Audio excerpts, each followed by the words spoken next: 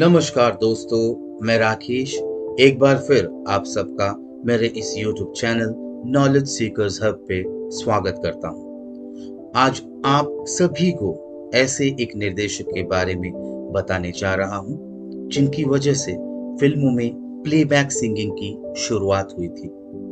बॉलीवुड की फिल्में संगीत के बिना अधूरे लगते हैं और इसीलिए शायद ऐसी कोई फिल्म होगी जो बिना संगीतों के बनी होगी। लेकिन आपकी जानकारी के लिए बता दूं कि एक ऐसा भी समय था जब फिल्मों में गानों का इस्तेमाल नहीं होता था।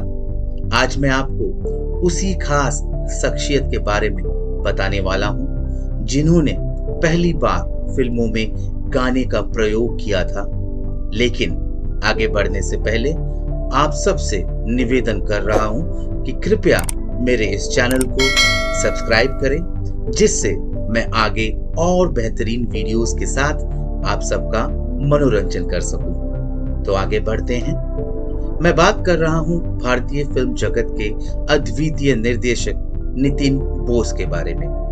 26 अप्रैल 1897 को पैदा हुए नितिन ने अपने फिल्मी करियर की शुरुआत न्यू थिएटर से की थी, जहां हिंदी और बांग्ला दोनों ही भाषाओं में फिल्मों का निर्माण होता था। नितिन के इस उपलब्धि के पीछे भी एक मजेदार कहानी है जो ज्यादातर लोगों को नहीं पता। दरअसल हुआ ये कि एक दिन नितिन बोस सुबह पंकज मलिक से मिलने उनके घर पे गए तो पंकज जी नहा रहे थे। नितिन बोस बाहर ही कमरे में बैठकर उनका इंतजार कर रहे थे। उनके सामने रेडियो चालू था जिस पर एक गाना प्रसारित हो रहा था। दूसरी तरफ बाथरूम में पंकज जी के गाने की आवाज सुनाई दे रही थी। अचानक नितिन बोस ने इस बात पे गौर किया कि पंकज जी वही गाना गुनगुना रहे थे जो रेडियो पर प्रसारित हो रहा था। वो रेडियो के सुर से सुर मिलाकर गा रहे थे। बस यही मौका था। नितिन बोस के रचनात्मक मस्तिष्क में पलक झपकते ही एक तकनीकी क्रांति की चिंगारी भड़क चुकी थी। जैसे ही पंकज जी नहाकर निकले, नितिन बोस एक भी मिनट गवाए बिना बोल उठे, दादा आप रेडियो के गाने को ही गुनगुना रहे थे ना? पंकज मलिक ने कहा, हाँ मैं वही गुनगुना रहा था। नितिन ने कहा, क्या ये प्रयोग हम फिल्मों में नहीं कर सकते? पंकज जी एकदम अचानक से कहे गए बातों को समझ नहीं पाए कि नितिन बोस क्या कहना चाहते हैं। उन्होंने कहा, मतलब? इस पर नितिन बोस ने उन्हें समझाया कि मतलब गाने पहले ही रिकॉर्ड कर ली जाए और फिल्मांकन के समय अभिनेता उसी ट्रैप को सुनकर अपने होठ हिलाते हुए अभिनय करे तो कैसा हो। पंकज जी ने कहा, एकदम अनोखी कल्पना है नितिन, इसके ऊपर हम जरूर काम करेंगे और हर कीमत पर करेंगे। और फिर इसी तरह फिल्मों में प्लेबैक सिंगिंग की शुरुआत हुई, जिसने दुनिया की हर फिल्म इंडस्ट्री का चेहरा ही बदल के रख दिया। नितिन बोस के पिता एक मंझे हुए फोटोग्राफर थे। नितिन को भी तस्वीरें खींचने में खास रुचि थी। जब ये बात उनके पिता को पता चली तो उन्होंने नितिन को भी फोटोग्राफी की बारीकियां सिखाना शुरू कर दिया। 1931 में आई film Alam Ara Indian film industry की पहली बोलती हुई फिल्म थी। उस वक्त फिल्मों में गाने नहीं हुआ करते थे। कलाकार तब गानों को सेट पर ही लाइव गाते थे।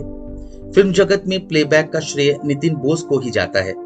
1935 में रिलीज हुई उनकी बांग्ला फिल्म भाग्य चक्र में पहली बार प्लेबैक सिंगिंग का इस्तेमाल किया गया था। इसके बाद हिंदी में बनी इसी फिल्म की रीमेक धूप छाव में भी बिल्कुल वैसा ही किया गया।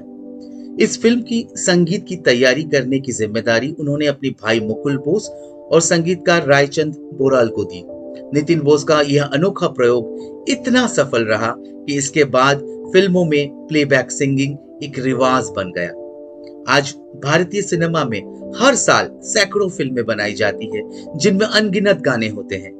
हिंदी फिल्म इंडस्ट्री में तो कई ऐसी फिल्में हैं जो सिर्फ गानों की वजह से ही हिट हुई है। अपने फिल्मी करियर में नितिन बोस ने कई सुपरहिट फिल्में बनाई, जिनमें से कुछ के नाम हैं दुश्मन, मिलन, दीदार, गंगा जमुना और कठपुतली।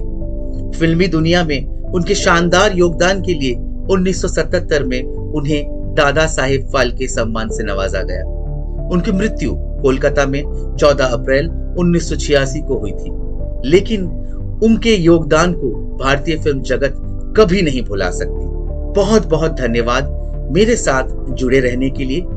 कमेंट में जरूर लिख के बताएं ये वीडियो आप सबको कैसा लगा, और अगर ये वीडियो आप सबको सच में पसंद आया हो तो प्लीज लाइक और सब्सक्राइब करें।